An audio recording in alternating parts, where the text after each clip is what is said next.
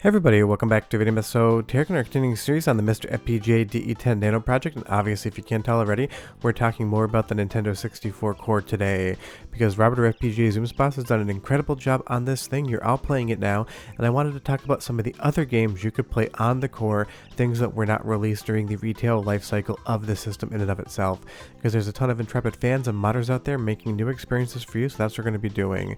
Before we get too far involved though, do me a huge favor down below, hit like and subscribe and ring that notification bell, definitely helps us out.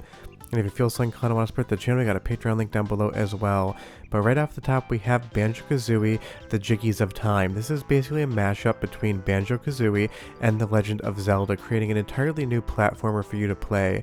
And in my experience with the first little bit of this game, it is quite intriguing, and obviously marrying Banjo-Kazooie and all the platforming excellence from that series to the world and kind of atmosphere of The Legend of Zelda makes for a very interesting title. And this is even very self-aware, talking about how long it'll take to beat the game and whether or not the developer is lazy enough to actually complete a full game. I kind of like that sort of fourth wall breaking aspect to it.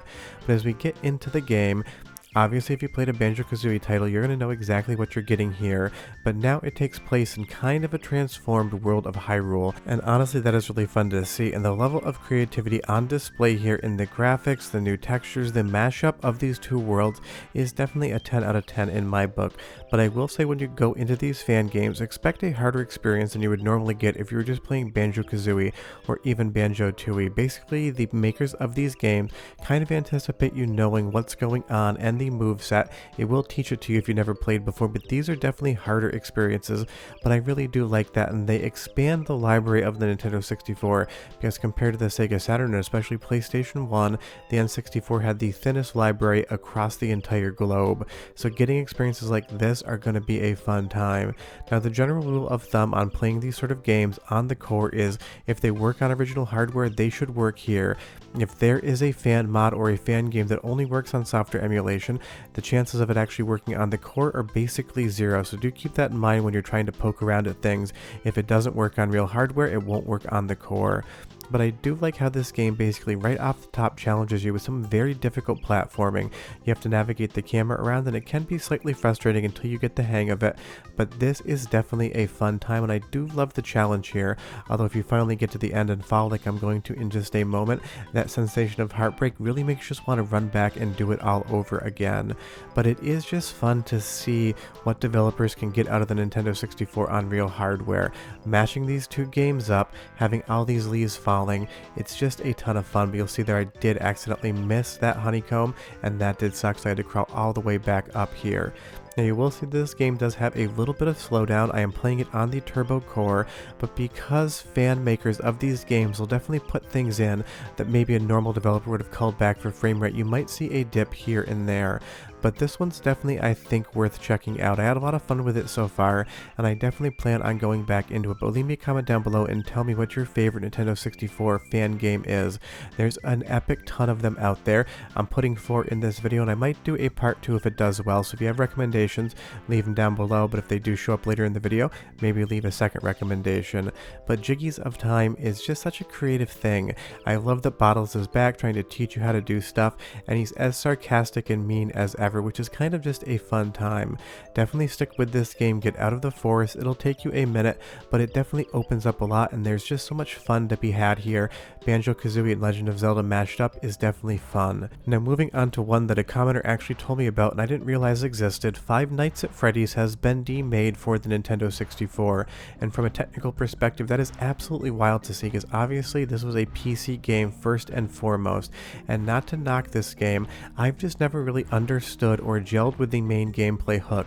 I get a lot of Night Trap vibes, and that is fun. It kind of feels like that modern Night Trap that we played on the Sega CD back in the day, and I do understand the game has a very deep lore, and that's a lot of what hooks fans into this experience. I've just never really clicked with it. Going through the cameras, seeing the animatronic animals coming and trying to murder me, I get the suspense, I get the tension, I get that feeling of having to rush around to make sure you close the doors at the right time. I've just never been very good at it, and honestly, it sometimes slightly frustrates me. I am sure it's a me problem, not a game problem, so if you have any advice, leave me a comment down below. But from a technical perspective, seeing all this running on the Nintendo 64 core is just absolutely wild. You wouldn't think things like this are possible, but fans out there basically make the impossible possible, just like Robert did with the Nintendo 64 core in the first place. So this is definitely one. I'm not sure why you would want to play it. If you want to play Five Nights at Freddy's, you could definitely just play on your PC, but maybe you're a huge fan of the game and MiSTer as well, and you can have both at the same time now. All of the animations are smooth, the camera pans work well, all of the different effects and that snow from kind of a CRT television look definitely come across really well on the core, and the core's softness with all the VI implementations give the game a very unique look on Nintendo 64 hardware. It's just so fun to see what fans are actually capable of doing, because honestly, if I didn't tell you this was a Nintendo 64 testing video and you didn't obviously see the thumbnail, you might be a little bit hard pressed to realize this is running on Nintendo 64 hardware, and that is the fun of testing these sort of things. There's so many new experiences to be had, and now that you're playing the core on MiSTer FPGA, you should go and seek them out and see what you like. But you'll see here, Freddy has found me. That's never a good thing, and obviously jump scare warning, he is going to now attack us. And again, fun game, just never really understood it myself. Now moving on to something I absolutely understand, Mario Kart Amped, which I've shown on the channel before, is an absolute blast of a game. This is just more of the Mario Kart 64 goodness, developed by fans, adding in new tracks, new music, new items, new everything. This just basically takes the Mario Kart 64 formula and gives you a brand new game out of it. Because as much fun as the original Mario Kart 64 is, if you played it a bunch, it definitely gets a little bit old after a while. But this will still do that classic 4-player Mario Kart fun, but you're getting an entirely new set of tracks, new music, and it just makes things even better. Get some game nights going on, grab some beers, get some friends, grab a 4-player snack adapter, and just start playing Mario Kart Amp, because this thing works absolutely spectacular on the core, and if you use the turbo core and dial up all the settings, you still get an amazing performant Mario Kart 64 experience. And the tracks on offer here range from fun to downright cruel in the best way possible, but going down the slide in Peach's Castle from Super Mario 64 within Mario Kart 64 is an even more fun time, because this basically always felt like a Mario Kart track within Super Mario 64, and now actually being able to play it this way is absolutely amazing. But of course it is Mario Kart, so you're totally going to get screwed over. I had a perfect drift going, and then I got lightning bolted into oblivion and I had to be rescued. But this is probably one of the best fan games on the core in my opinion, and trust me, I know Smash remixes out there. That'll probably be for a part 2 if I do a second part of this particular sub-series, but I know absolutely everyone loves Mario Kart. This is so synonymous with Nintendo 64 hardware. Everyone has played it at least once, where I understand not everyone out there plays fighting games. But tell me down below, Mario Kart or Smash, which one would you play if you only had one choice? For me, it would be Mario Kart for sure, just because there's so much fun to be had. Not saying that Remix doesn't have that much fun, but this is just the best party game for the system. And the best part is you just get more of a good thing here. And this is something that'll run on real hardware, so obviously it runs on the core. In my entire time playing this, both for testing and just casually with my wife in the living room, I've never had a single issue, not a single freeze, not a single problem. You can just sit down and play Mario Kart Amped like it is on real hardware, and like Nintendo made it back in the day, and that's the highest compliment I can pay to any of these fan games. If they feel like a lost game from the 90s that was cancelled and somebody found a development cartridge and dumped it online, that is the level in which Mario Kart Amped rises to. It just feels like a proper Mario Kart 64 2 on MiSTer FPGA or on real hardware. So definitely take my word for it. If you haven't played Mario Kart Amped yet, get it, pop it on your MiSTer, and have an epic crap ton of fun, because there is so much to love here. I've only scratched the surface, and I might show this a second time. Leave me a comment down below and tell me if you want to see an exclusive video on this one. Now moving over to the Legend of Zelda franchise, there's a ton of different variants here, but the one that was recommended to me the most from people when I asked over on MiSTer Discord was this one, the Sealed Palace. This basically just becomes a successive series of dungeons in a really fun way, and I'm just kind of scratching the surface of this game. But I will say, as far as from a visual standpoint and a performance standpoint, this again is working perfect on the core, which means it works perfect on real hardware. And it is fun to get different Legend of Zelda experiences experiences here as well. So leave me a comment down below and tell me what other ones I should cover if I do a part 2 on this. I have one more game that I want to test, but I know there's a bunch out there, but I am not as well versed in the fan games as pretty much any other topic on the channel. But I love the text, I love how the fly-through comes through with Navi. It really does sell the story at the beginning and feels both like The Legend of Zelda and completely different at the same time. And I definitely get some Breath of the Wild vibes, at least in the castle prison area here in the sealed palace. But that's the fun part about all of these different fan games. You can just play a new experience in a familiar franchise on MiSTer FPGA and have a ton of fun. And I will say, don't give up once you get into this prison cell. The first time I played it, I was very confused as well because I really couldn't see what was going on, but I loved the visual storytelling as well.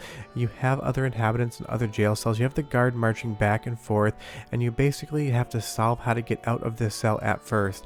It might be a little bit of a weird camera angle, but I will spoil it for you. If you turn around, there is a hole under this bench and you have to be standing at just the right spot to see the light come through the wall. But that's actually a very fun little design element, trying to move the camera in the right way to see what's going on, and I do appreciate that the game does that. But definitely recommend me some more Legend of Zelda fan games because I do want to cover at least 1 or 2 more on the channel because I know these things are super popular.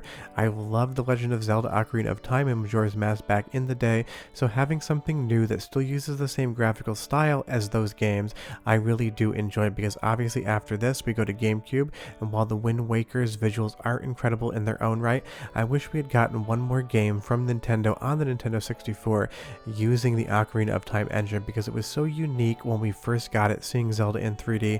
I just wanted to live in that graphical styling and world a little bit longer, and these sort of games definitely give that to you. So the Sealed Palace here, definitely recommend it. It is a slower paced game, it's a little bit more puzzle heavy.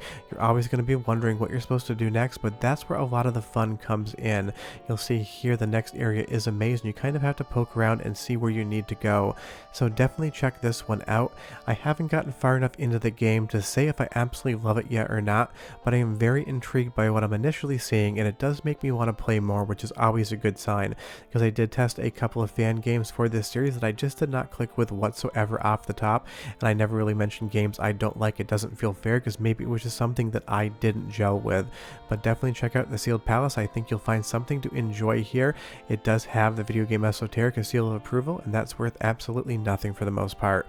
But short of that, those are 4 games that did not come out on the Nintendo 64 in retail that work on the current core, and there's dozens upon dozens of these as well. So if you want to see more of these videos, just watch it, hit a like, and leave me a comment down below and tell me, because this one's basically just a one-off test. But whatever games you play on the Nintendo 64, retail or fan games, definitely play the core because it is absolutely incredible. It is here, it is fun, and I hope you guys are all enjoying it. Sure that I'll see you guys next time. Bye-bye.